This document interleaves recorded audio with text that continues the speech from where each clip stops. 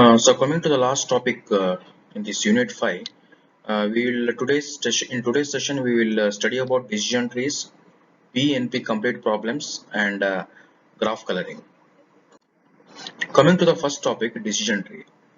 Many important algorithms, especially those for sorting and searching, work by comparing items of their inputs. We can study the performance of such algorithms with a device called a decision tree. As an example, Figure 11.1 presents a decision tree of an algorithm for finding a minimum of three numbers. So this diagram is showing a decision tree of an algorithm for finding minimum of three numbers. So it is very simple to understand here. If A is less than B, yes. If A is less than C, if this condition is true, then A is the smallest element. Suppose if A is less than B is true, and if A less than C is false, then C is the smallest number. Similarly, if A less than B is false, that is no, and if B less than C is true, that is yes, then B is the smallest element. Similarly, if A less than B is no, and B less than C is false or no, then C is the smallest element. So this decision tree gives a clear flowchart for finding a minimum of three numbers. So that's what was told in the first point.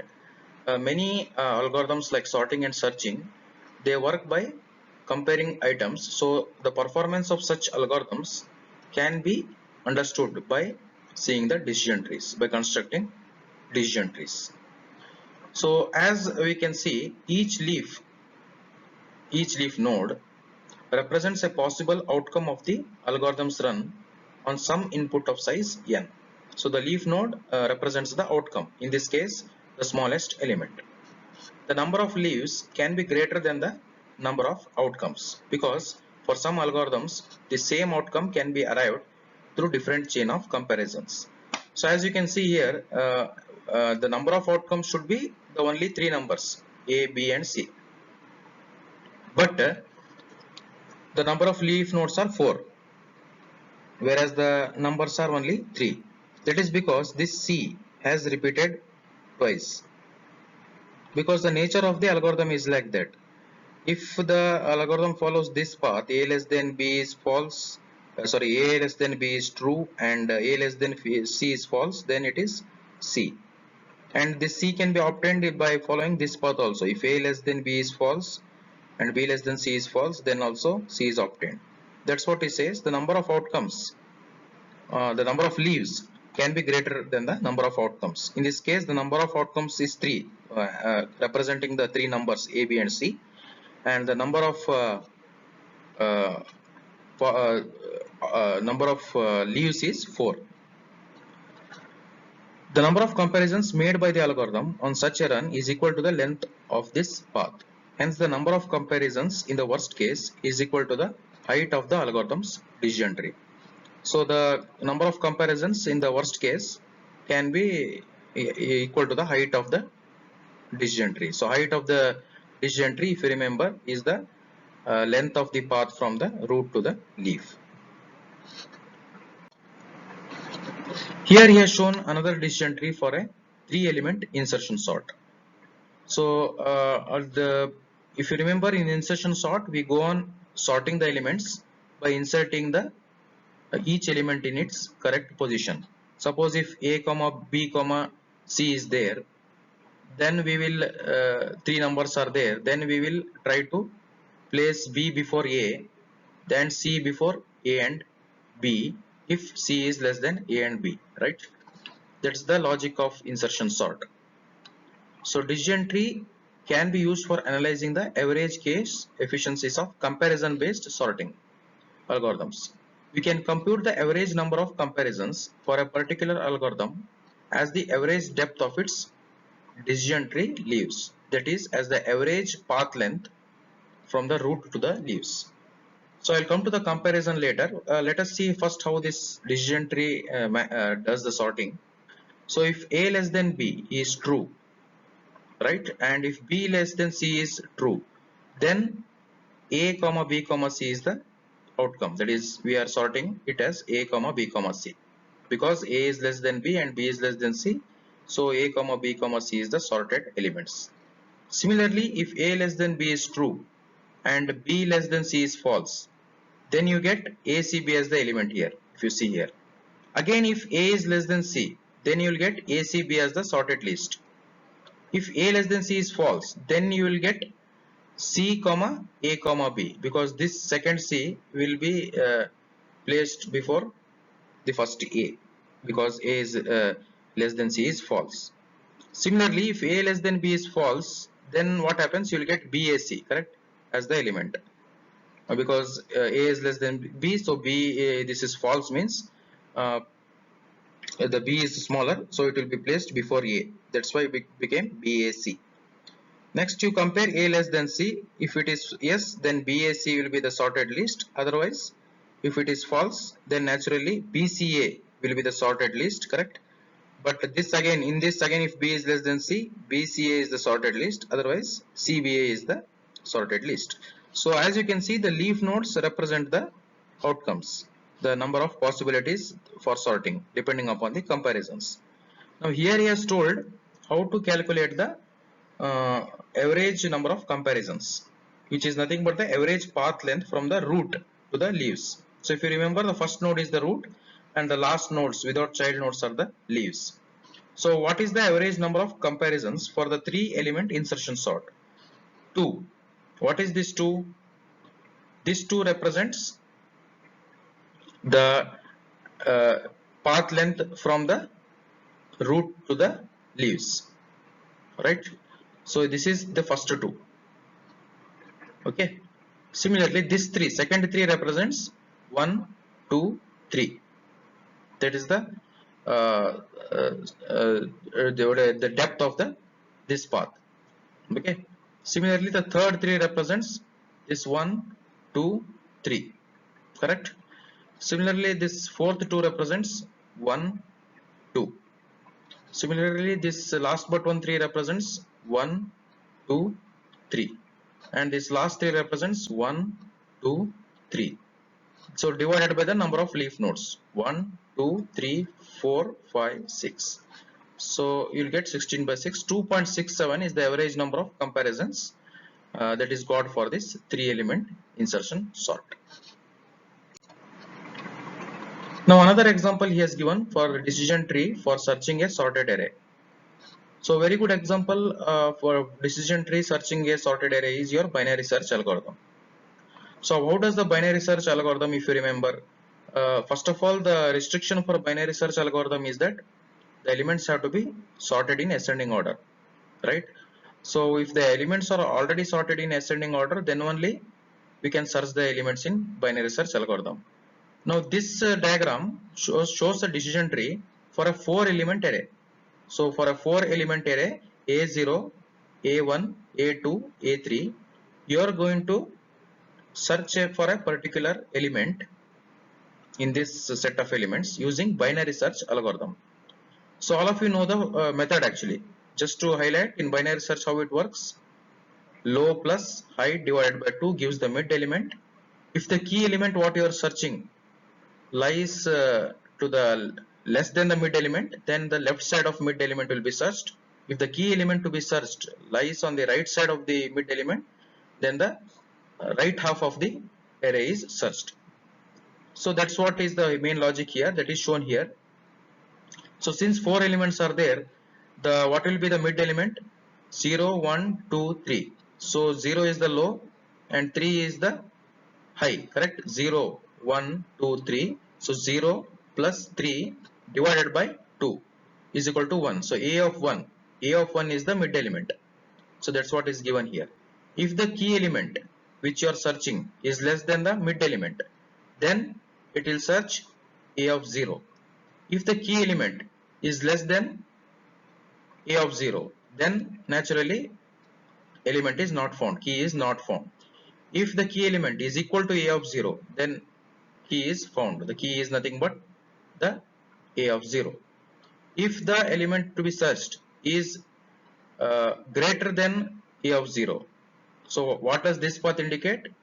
The key element is less than a1 and greater than a of 0. That means it is lying somewhere between 0 and 1. Suppose the key element is equal to a of 1, then a of 1 is the key element. Suppose if the key element is greater than a of 1, then you will search a of 2 and a of 3, right?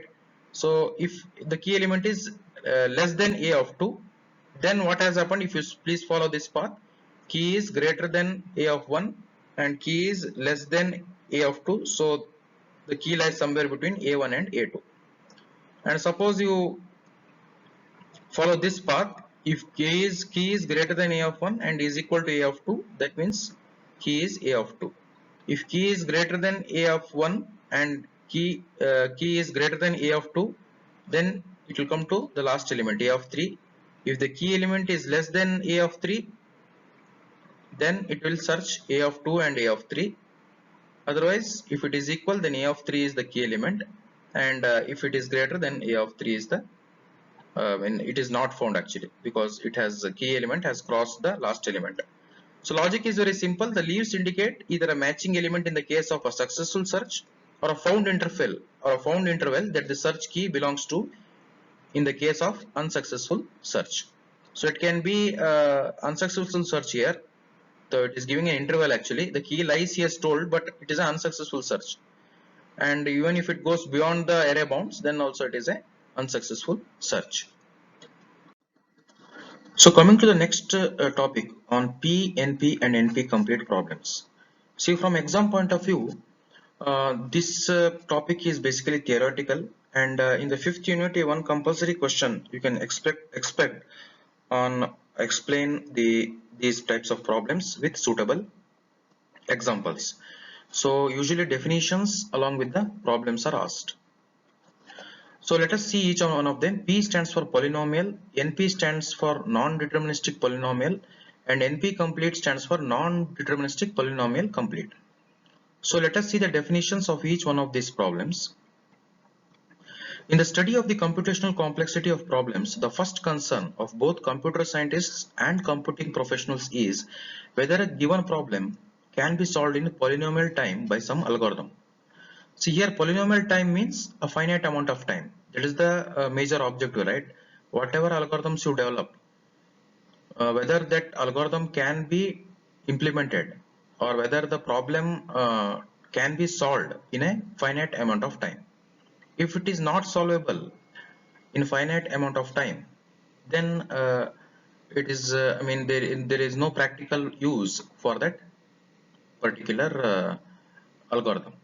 For example, initially the computer networks, though some of you have not studied, you might know that there are some famous encryption algorithms like DES and AES. So they were able to break the ciphertext, okay, but it took millions of years. So in such a case, that type of solution is not useful because it is not giving the solution in a finite amount of time, and practically it will be useless.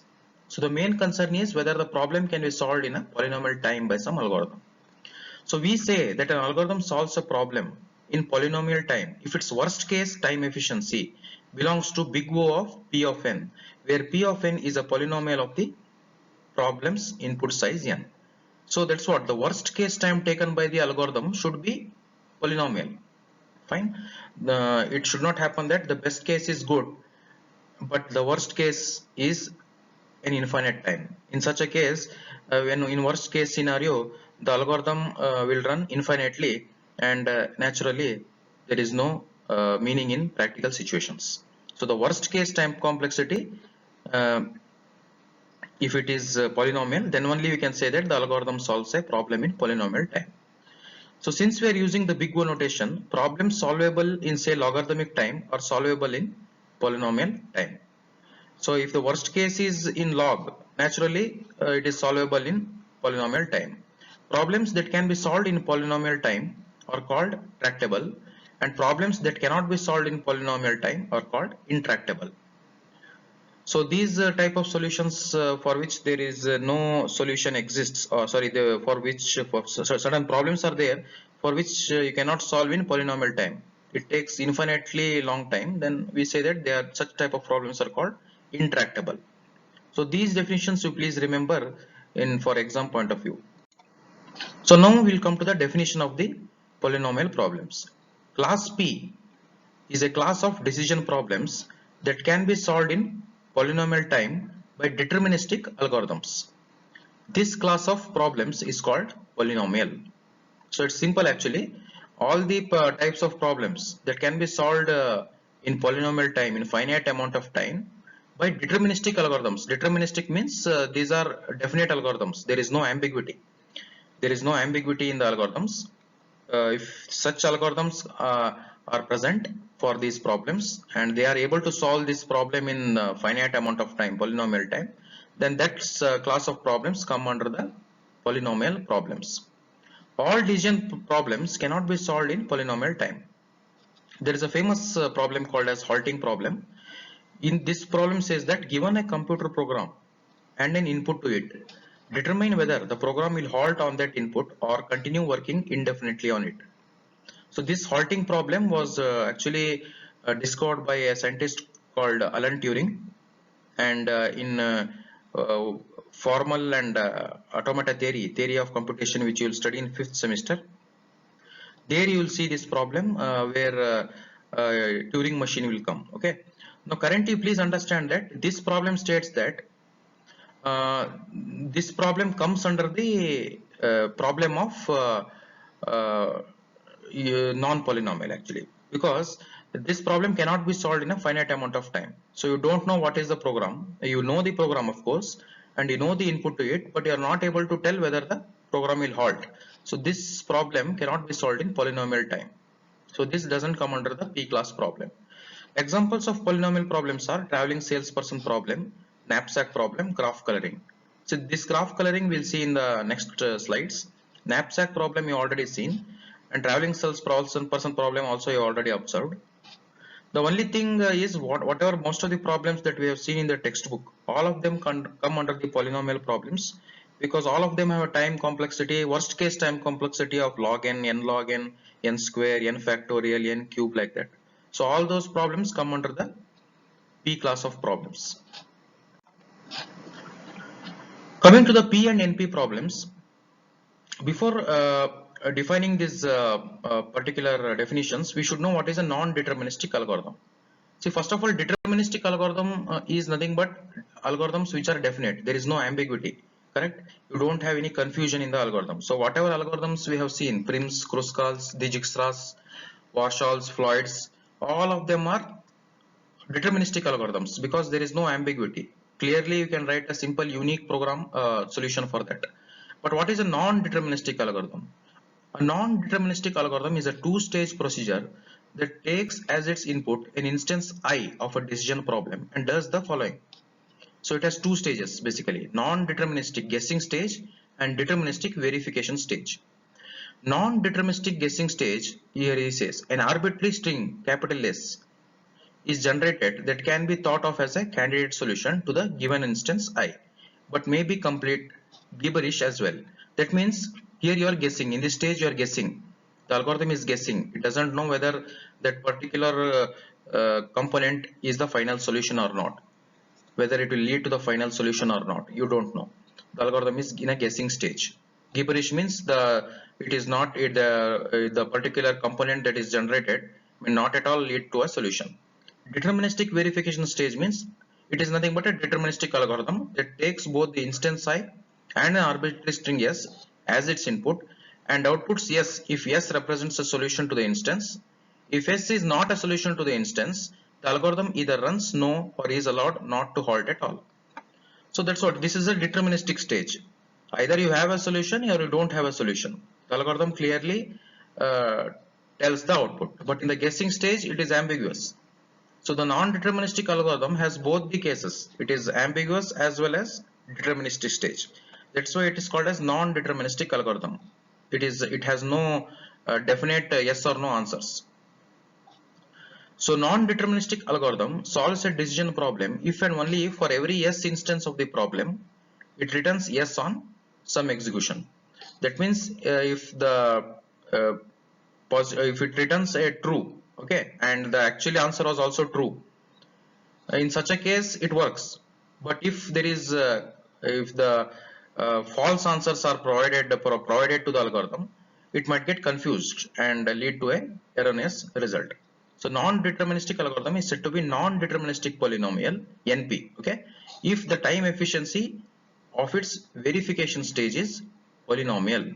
So again, it has two stages, right? This non-deterministic algorithm has two stages. One is the guessing stage, non-deterministic. One is the verification stage, that is the definite stage, deterministic stage. So this non-deterministic algorithm is called as non-deterministic polynomial, here where NP comes, okay, if the time efficiency of the verification stage, that is the second stage, is polynomial. So we don't know the time complexity of this one because it is still in a guessing stage. We don't know whether the solution will be generated here, whether the solution generated is going to become the final solution, we don't know. So that's why we say it is non-deterministically polynomial if this stage, the second stage, has polynomial time complexity. That is called as NP. So class NP is the class of decision problems that can be solved by non-deterministic polynomial algorithms. This is the definition. So this you have to keep in mind. Many times they have asked in the exam. Define P, NP and NP complete problems. So P problems are the class of problems which can be solved in polynomial time. Class NP is the class of decision problems that can be solved by non-deterministic polynomial algorithms. So before that you have to write what is non-deterministic algorithm and what is non-deterministic polynomial algorithm, right? Non-deterministic algorithm means it has two stages, deterministic and non-deterministic. Non-deterministic polynomial means the deterministic stage of the non-deterministic algorithm can be solved in polynomial time. So this class of problems is called as NP problems, that is non-deterministic polynomial problems. Most decision problems are in NP. First of all, this class includes all the problems in P. So whatever problems in P, polynomial problems have come, for example, graph coloring, knapsack, Dijkstra, traveling salesperson, all of them can be considered as non-deterministic polynomial, and even backtracking algorithms come under this actually because they're both non-deterministic and deterministic, both stages are there. So all the P problems is nothing but is a subset of this NP problems. So coming to the last one, that is NP complete. So as I told you, in this topic you can expect in the exam you can expect three questions. One is they will ask you to define the P, NP and NP complete problems and then ask you to explain with suitable examples. So what is NP complete? Before that we should know a term called as polynomially reducible. So see the definition here. A decision problem D1 is said to be polynomially reducible to a decision problem D2 if there exists a function T that transforms instances of D1 to instances of D2 such that T maps all S instances of D1 to S instances of D2 and all no instances of D1 to no instances of D2, and T is computable by a polynomial time algorithm. So basically this says that two problems are there, D1 and D2, okay. A decision problem means yes or no problem. It has two outcomes. So two problems are there, D1 and D2. D1 is said to be polynomially reducible to D2 if all the S instances map to all the S instances of D1 map to all the S instances of D2 and all the no instances of D1 map to the no instances of D2, and that T, the function T which maps or that transforms, is computable in polynomial time. So this definition immediately implies that if a problem D1 is polynomially reducible to some problem D2 that can be solved in polynomial time, then problem D1 can also be solved in polynomial time, correct? If you are able to reduce D1 to D2, correct? If you are able to polynomially reduce D1 to D2, naturally um, D2, if it is solvable in polynomial time, D1 will also be solvable in polynomial time. So decision problem D is said to be NP complete if it belongs to class NP. So first of all, it should belong to the class of non-deterministic polynomial algorithms, okay, non-deterministic polynomial problems. and every problem in NP is polynomially reducible to T. Okay, this is the two major conditions for a problem to come under the NP complete. First of all, it should belong to the class NP, and every problem in this NP should be polynomially reducible to the decision problem D. Then we say that the problem is NP complete. The last topic in the fifth unit is graph coloring. Here in the exam point of view, one problem you can expect. Let us first see the definition of graph coloring. Let G be a graph and M be a given positive integer. Problem is to discover the ways of coloring the nodes of graph G with M colors in such a way that no two adjacent nodes are having the same color. This is called M colorability decision problem. See, logic is simple. Suppose you see a graph here. You see a graph here with A, B, C, D, E, 5 vertices and certain edges. Your job is, the graph coloring problem says that you have to color each vertex, okay, with some color in such a way that no two adjacent vertices or no two adjacent nodes are having the same color. For example, if you are given a task of coloring this graph with three colors 1, 2 and 3. Suppose you start with node A and give it the color 1. Fine.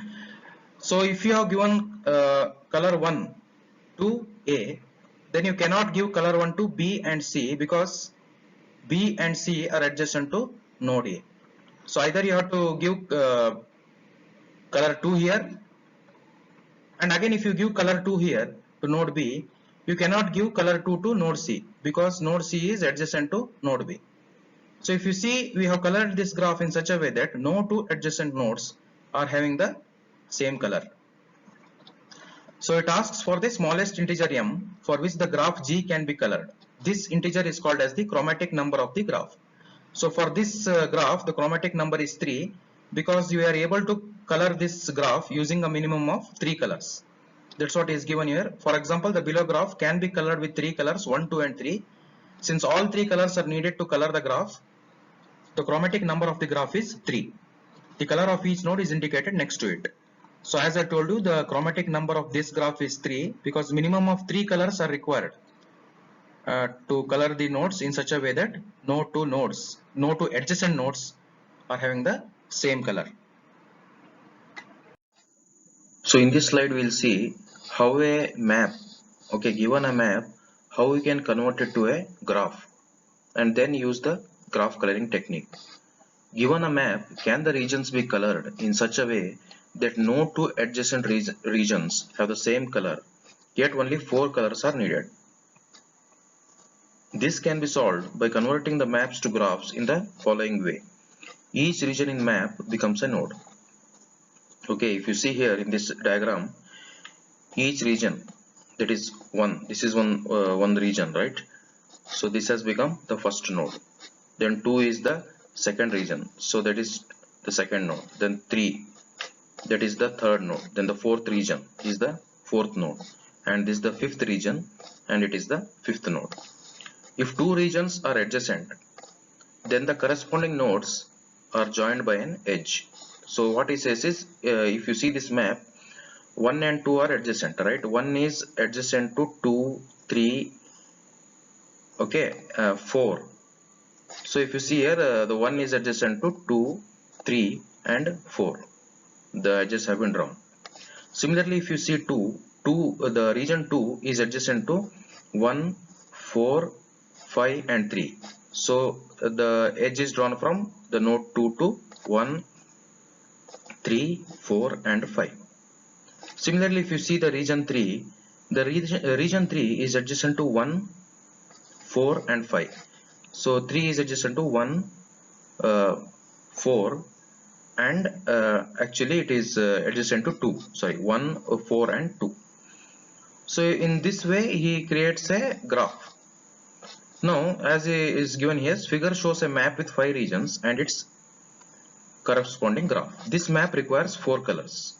So to satisfy the graph coloring technique, if you remember, the graph coloring says that given a graph, what are the minimum number of colors required to color the graph in such a way that no two nodes have the same, no two adjacent nodes have the same color, right?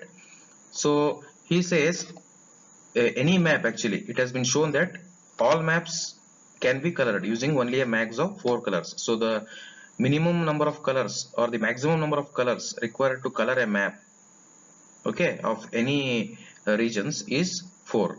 So if you see here, suppose you take red, green, blue and Y as the colors. Suppose you start with node 1, which is the region 1 in this case in map. So if you color node 1 with red, then its adjacent nodes are 3, 2 and 4. So the adjacent nodes 3, 2 and 4 cannot be colored with the red color because they are adjacent to the node 1, correct? No two adjacent nodes should have the same color. That's the condition. Similarly, node 2, if you color it with Y, then you can have cannot color the nodes 3, 4 and 5 with the Y because 2, 3, 4, 5 are having the are adjacent to the node 2. So if you see the entire diagram here, the node 1 is colored with red, the node 2 is colored with yellow, the node 5 is colored with red, node 4 is colored with blue, and node 3 is colored with G. So 4 colors maximum can be used to color the map that is represented as a graph. So coming to the solving of graph coloring problem using backtracking. So in the exam, the one problem you can expect in which they will give a graph and ask you to color the graph or draw the state space tree. So I think if you remember for n queens problem, 4 queens problem also, we drew actually a state space tree using backtracking technique, and for sum of subset problem also we drew a state space tree using backtracking technique, and similarly for this graph coloring problem also we need to draw a state space tree. Now here he has given a state space tree for a particular problem when the number of nodes in the graph, n is number of nodes in the graph, which is 3, and m is the number of colors required to color the graph, minimum number of colors. So m is equal to number of colors from 1 to m, and n is solution of n tuple x1 up to xn. Now if you see here, how do you if you see this state, this is the state space tree, okay? Now what does this mean? X1 is equal to 1, x1 is equal to, x1 is equal to 3 means what? The node 1 of the graph, x1 is equal to 1 means node 1 of the graph is colored with color 1. Okay, that color 1 may be red, blue, green, anything. 3 colors are there, 3 colors are there, 1, 2 and 3. x1 is equal to 1 means node 1 is colored with color 1. Okay, if you see here, x2 is equal to 1 means if you go from this root to here, it means the node 1 is colored with 1 and node 2 is colored with 1. Okay, and x3 is 1 means node 3 is colored with 1. Similarly, if you take x1 is equal to 1 and x2 is equal to 2, what does this mean? The first node is colored with color 1 and the second node is colored with color 2. Like that, x1 is equal to 1 and x2 is equal to 3 means node 1 is colored with 1, node 2 is colored with 3. Similarly, to summarize, this first level indicates the first node of the graph and what colors you are assigning to that node. The second level indicates the colors assigned to the second node of the graph, and third level indicates the colors assigned to the third node of the graph. So node 1 of graph colored with colors 1, 2, 3 options. Okay, so this I think will be more clear when we do the problem. Before that, you please understand the notations here. X1 stands for the first node of the graph, x2 stands for the second node of the graph, and the color is represented as 1, 2, 3 depending upon the problem. Similarly, the state space tree is a tree with degree m and height n plus m. So if you remember, what is the degree of a node? The degree of a node is the number of edges. So maximum degree of this node is the number of colors. Okay, and what is the height? It is n plus 1. So the number, suppose n is the number of nodes in the graph. So here 3 nodes are there, right? x1, x2, x3. Then there are maximum 4 height is 4 if there are 3 nodes, because your root will be at first 0th level, first level, second level, third level. So There are totally 4 levels here. So height is n plus 1 and state space tree degree is m. Then each node at level I has m children corresponding to the m possible assignments. So each node will have m children, right? 3 colors are there. So m stands for the number of colors. So each node will have 3 options. Nodes at level n plus 1 are leaf nodes. So at the last level, the leaf nodes will be there. So coming to the first problem in the graph coloring, you please see this problem. This problem states color the following graph using graph coloring technique. Given the colors RGB, list all the solution tuples by drawing the state space diagram. So there are 3 colors given, okay, red, green and blue, RGB, and you have to color this graph given here, A, B, C, having 3 nodes. Now if you remember, how do you color the graph? The graph has to be colored in such a way that no 2 adjacent vertices have the same color. So that's very important. If you color A with red, then you cannot color B and C with red, because A is adjacent to both B and C. Please remember that. Now you have to solve this problem and get the solutions using the state space tree. Now please see here, the first node is empty. That means we have not started coloring. Now since there are 3 colors RGB, you create 3 edges RGB. So XA, this level, please see here, the blue color line I have drawn. This level indicates that you are assigning the color red or green or blue to the first node, that is A, node A, XA, okay. And this level XB indicates you are assigning RGB colors to the node B of the graph. XC indicates you are assigning RGB color to the node C of the graph. Now let us start solving this problem. Now come to this. Now since you have assigned red color R to node A, you again expand this node XB. This indicates XB is equal to R. Now can you color node B with R? No, you cannot color, right? Because A you already colored with R, so you cannot color node B with R because B is adjacent to A. 2 adjacent nodes cannot have the same color. So this is cross mark. Can you color node B with G?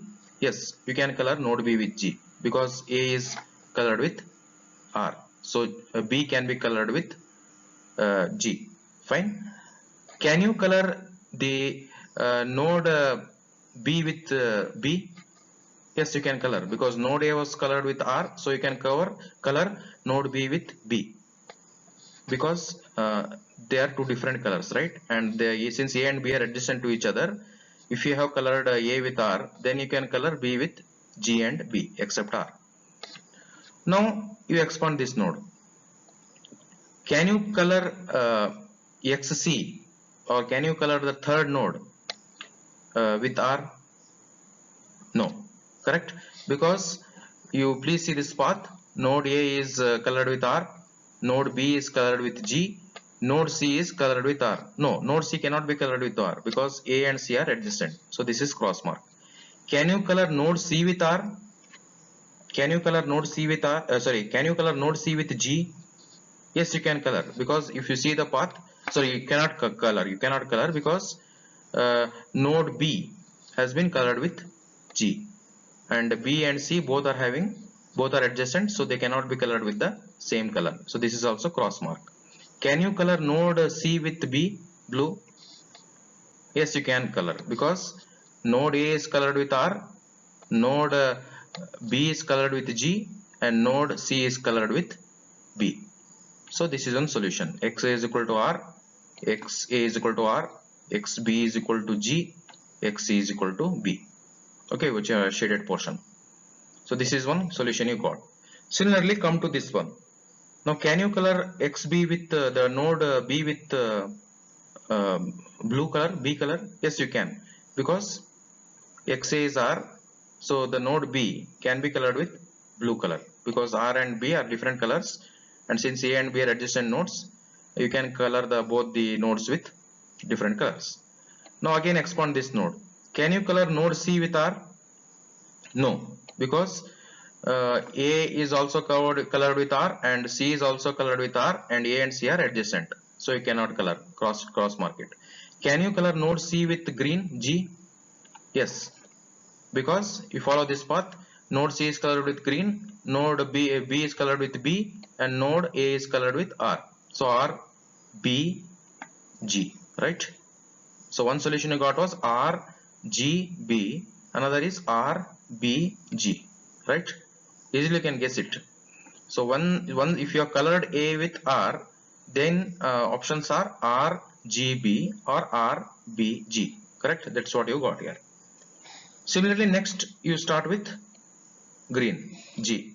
Suppose you color A with green G. What solutions you will get? Easily you can guess here, right? G, R, B you can get, or G, B, R. G, R, B or G, B, R you can get. But only thing is you have to solve it using the state space tree. G is there. Can you color the node B with R? Yes. Can you color the node C with R? No, because A and C, node B and node C are adjacent and they cannot have the same color. Now, can you color node C with G? No, because this G, node C and node A have the same color, G and G, and both are adjacent, A and C are adjacent, so you cannot use the same color. Next, can you color node C with B? Yes. That means you are coloring the node C with B, node B with R, and node A with G. It is fine. Next, can you color node B with green? No, because A and B are adjacent and they cannot have the same color. Can you color node B with blue color? Yes. Can you color node C with R color? Yes. So one solution you got G, B, R. Can you color node C with green? No, because node A and node C are adjacent and they cannot have the same color. Can you color node C with blue? B? No, because node B and node C are having the same color, say blue, and they are adjacent.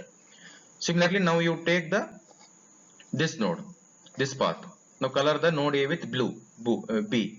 Can you color the node B with R? Yes. Can you color the node C with R? No, because the node B and node C cannot have the same color. Can you color node C with green? Yes. So you got one solution, you got B, R, G. That is node A is colored with blue, node B is colored with R, node C is colored with G. B, R, G you got. Next. Can you color node C with B? No, because A and C are adjacent and both have the same colors. Can you color node B with green? Yes. Can you color node C with R? Yes. So BGR you got. Okay, BGR. Can you color node C with green? No, because B and C will have the same color green and both are adjacent. Can you color node C with blue? No, because node A and node C are having same color blue and both are adjacent. So this is the final solution you get. See, the logic is very simple. Just make sure that this first node is empty in the state space tree, and each node that comes out of it is corresponding to one color. Okay, since they have given three colors here, RGB, there will be three edges coming from each node. Okay, now since there are three nodes here, XA, XB, XC, so the XA stands for this first level, first node, XB stands for the second level, second node, and XC stands for the third node, which is on the third level. So these are the different assignment of the colors to each node given the other colors. Okay, coming to the second problem, apply backtracking to solve the graph coloring problem for the given graph with m is equal to 3, that is number of colors. Construct the state space tree. So this is the graph given. Okay, there are four nodes here or four vertices. Your job is to color these four vertices 1, 2, 3, 4 using three colors. Fine. Now m is called as the number of colors. This is called chromatic number of the graph. The minimum number of colors required to color the graph is called as chromatic number of the graph. Now since they have given three colors, so let us label each of the color as 1, 2, 3. Fine. And since there are four vertices here, you will get x1, x2, x3, x4. So please remember, x1 stands for the first node 1, x2 stands for second node, x3 stands for third node, x4 stands for fourth node, and this 1, 2, 3 stands for the different colors used to color the vertices of the graph. Now again I am repeating here, in graph coloring you have to color the vertices of the graph in such a way that no two adjacent vertices have the same color. So if we color this node vertex 1 with color 1, then you cannot color vertices 2 and 4 with color 1 because 2 and 4 are adjacent to 1. But you can color this vertex 3 with color 1 because vertex 1 and vertex 3 can be colored with the same color because they are not adjacent. Similarly, vertex 2 and vertex 4 can be colored with the same color because they are not adjacent. But you cannot color the vertices 1, 2, 4 with the same color, or 2, 3, 4 with the same color because they are adjacent to each other.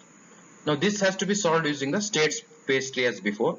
If you remember, in the previous problem we were using XA, XB, XC because the nodes or vertices in the graph they had given as A, B, C. Now here, since they have given 1, 2, 3 as the vertex numbers, so I am using X1, X2, X3, X4. How many colors are there? 3 colors. Now for each vertex, start with the empty node here. Then since 3 colors you have to use, write 3 edges, 1, 2, 3. So x1 is equal to 1 means the first vertex in the graph is colored with color 1. x1 is equal to 2 means the first vertex in the graph is colored with color 2. x1 is equal to 3 means the first vertex in the graph is colored with color 3. Fine. Now we go on expanding each node. Here only solutions he has given actually, but you can, I think, easily guess.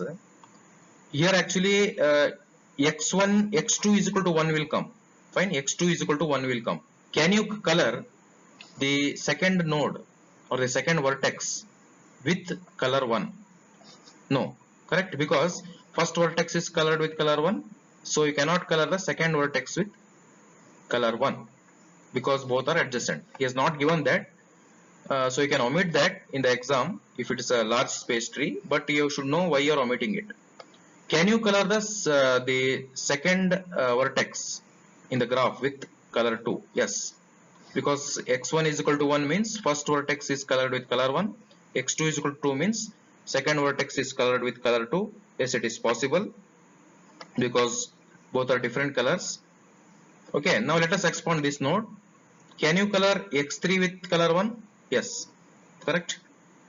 This one can be colored with color 1 because 2 is having color 2 and 1 is having color 1. Can you color x4 with color 1? He is not given here, but please tell me, or you can guess, can you color x4 with color 1 here? This 4 you cannot color, right? Because 1 is colored with color 1, so you cannot color 4 with color 1 because 1 and 4 are adjacent. That's why he has not given that. x4 is equal to 2. Yes, you can color this node with color 2. So one solution is 1, 2, 1, 2. x1 is equal to 1. First node is colored with color 1. Second node is colored with color 2. Third node is colored with color 1, and fourth node is colored with color 2. Fine. Like that you please continue. Can you color the fourth node with color 3? Yes. Since you are getting the assignment 1, 2, 1, 3. Fine. Similarly, can you color this x3 with color 2? He is not given here, but you have to tell why he has not given this. x3 is equal to 2. Because if you see, x2 is equal to 2. So 2 and 3 both are having the same colors, as a result of which they cannot be colored with the same colors because they are adjacent. So 3, can the x3 be colored with color 3 provided x2 is equal to 2 and x1 is equal to 1? Yes, it is possible because we are getting the different color for the adjacent node. Can you color x4 with color 1? No, because this fourth node and the first node are adjacent and you cannot color fourth node with 1, the color 1. Okay, then this is possible. So like this he has expanded each of the nodes. Okay, you please go through this diagram and analyze how it is drawn. The logic is very simple. So how many solutions you are getting here? 1, 2, these nodes you count, leaf nodes, 1, 2, 3, 4, 5, 6, 7, 8, 9, 10, 11, 12, 13, 14, 15, 16, 17, 18. 18 solutions are there. So what is the first solution? x1 is equal to 1, x2 is equal to 2, x3 is equal to 1, x4 is equal to 2. That means what? Node 1 of the graph is colored with color 1, node 2 of the graph is colored with color 2, node 3 of the graph is colored with color 1, node 4 of the graph is colored with color 2.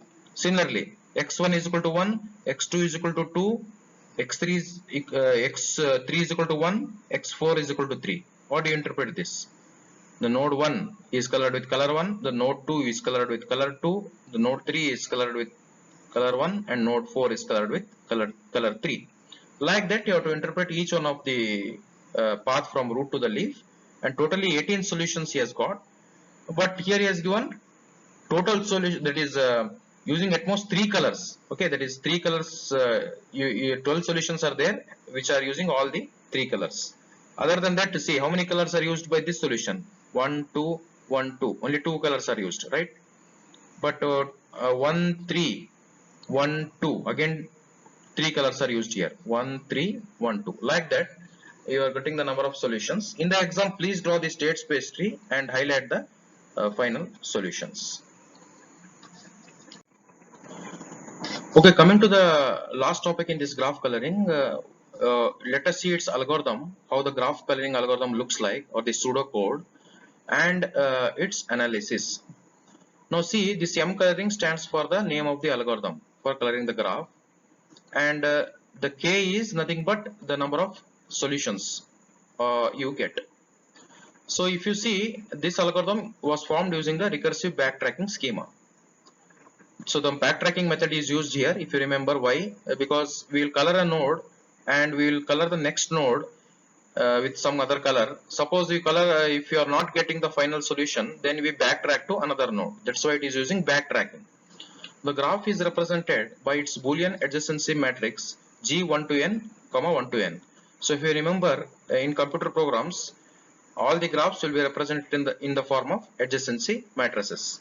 So the input for this algorithm is the graph, which is in the form of adjacency matrix. Then all assignments of 1 to m to the vertices of the graph such that adjacent vertices are assigned distinct integers are printed. K is the index of the next vertex to color.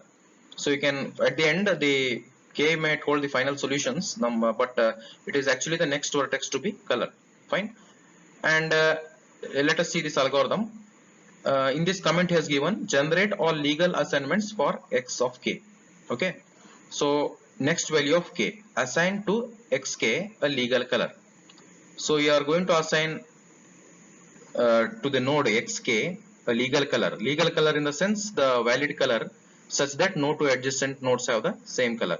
If xk is equal to 0, so if no new color is possible, then you are returning from the algorithm. If k is equal to n, that means at most the m colors have been used to color the n vertices. Okay, if you use all the m colors to color the n vertices of the graph, then you are going to write the final solution, right? X1 to n. You are going to print the final solutions. Else you are going to call this same algorithm with the next legal vertex to be colored. Fine. So basically this algorithm is using backtracking as well as recursion. Now the time complexity of this algorithm has been given as big O of n into m raised to n, where n is the number of nodes and m is the number of colors to be colored. So why it is big O? Worst case is big O of n, m, n. So here he has given the logic here. An upper bound on the computing time of m coloring can be arrived at by noticing that the number of internal nodes in the state space tree is summation of I is equal to 0 up to n minus 1 m raised to I. So the number of internal nodes. Okay, since you have done two problems, please go through the two problems and count the number of internal nodes. So I think in the first problem we had 3 colors and we had 3 node graph. Okay, for that, if you count the number of internal nodes, it will be equal to this expression. Similarly, for the second problem what we had solved, there were 4 vertices and 3 colors. Fine. So the number of internal nodes in the state space tree was equal to this count. At each internal node, big O of mn time is spent by the next value, this function, to determine the children corresponding to the legal colorings. So at every node, this amount of time is spent m into n, number of colors into number of nodes, by this function next value, so that it is able to determine how many child nodes can be colored using the legal colorings. Hence the total time is bounded by this count. Okay, mi summation of I is equal to 0 n minus 1 into mi into mn. So that means this m and this mi gets multiplied, so you'll get mi plus 1 into n, which is nothing but approximately equal to, if you omit 0 here, I is equal to 1 to n mi n, and you will get finally big O of nm raised to n. So finally, this is the worst case time complexity of the graph coloring algorithm, where n is the number of nodes in the graph, m is the number of colors required to color the graph. So in this session, actually, you can expect one problem in the graph coloring in the 5th unit. Thank you.